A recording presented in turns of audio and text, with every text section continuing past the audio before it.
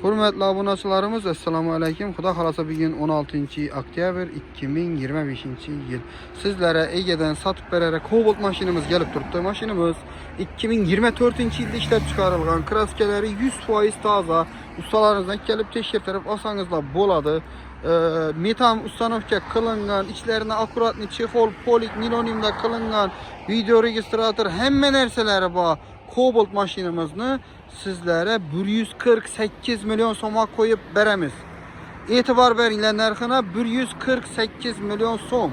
Avtokredit bo'ladigan bo'lsa 149 milyon so'm bo'ladi. Mashinamiz Qo'shko'pir avtoliderda sotuvda turadi. 24 soat kelib savdolashib olishlaringiz mumkin. Mashin pryamoy egadan sotib berarga kelib turibdi. Kelaveringlar, xudo xolasa ishda 24 soat odam bo'ladi.